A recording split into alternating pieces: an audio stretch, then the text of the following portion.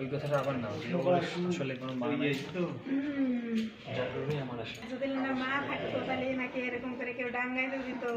দুধ কলা খায় বড় করলাম আমরা, আর মাইসের ডাঙ্গাইতে। হ্যাঁ, পুলিশকে ফোন দেবো।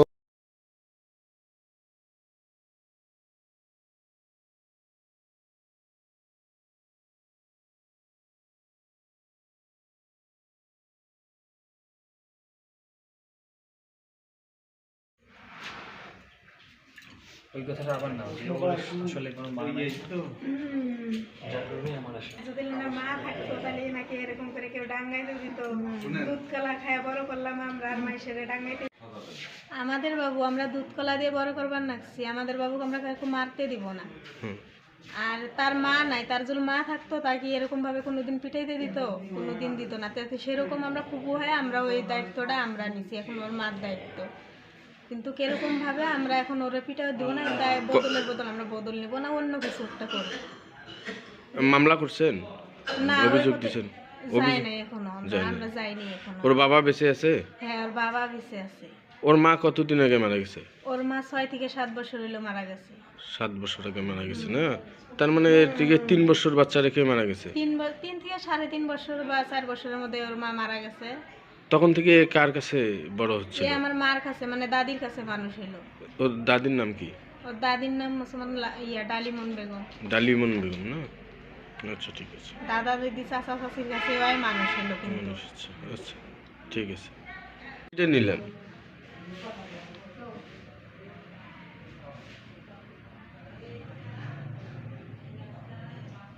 অপর বেশি কিছু আছে ভাই? না,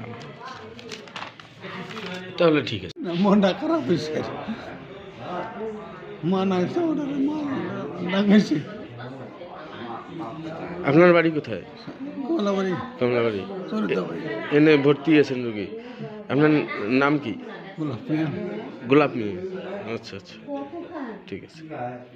এটি আর সরল ধরে মাস একদম এথিম কটুক বিচার, হ্যাঁ ওসব কটুক বিচারক। বিচারে। হ্যাঁ, হ্যাঁ, কি হয় আপনার? আমার ভাতিজা। ভাতিজা হয়? কি হয়েছিল ঘটনা? আমি তো আসছিলাম না এই জায়গায়, হ্যাঁ, আমি যা শুনছি তাই। হ্যাঁ, কি শুনছেন বলেন তো দেখি। আমি শুনছি যে আমার ভাতিজা মানে আমার বাবার কাছে আসছিল সারাদিন।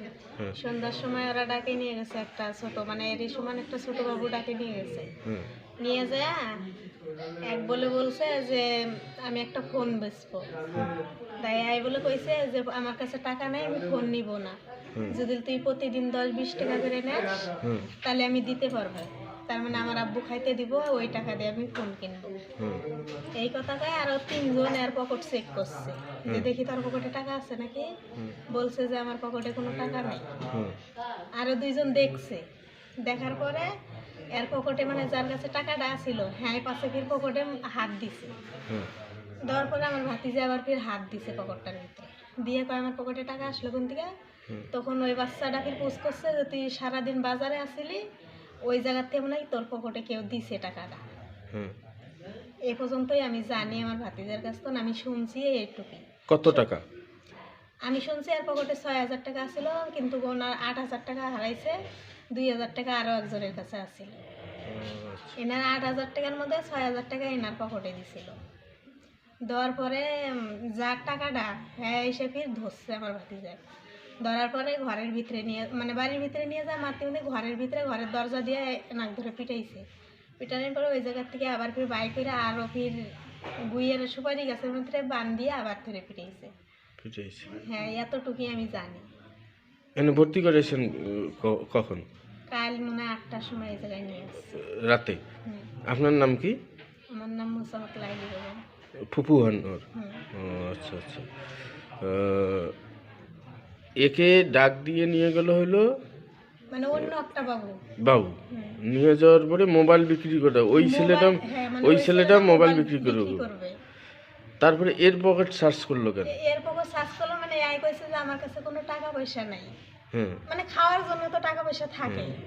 এখন এরা ভাবছে যে দেখি তোর পকেটে টাকা পয়সা আছে কি না আছে। ও, এ আচ্ছা, বলছে আচ্ছা। যে আমার পকেটে কোনো টাকা পয়সা নাই। হুম। আচ্ছা আচ্ছা, তাহলে এই শরীফুল না শফিকুল নাম যে মারছে? ওর নাম মনে হয়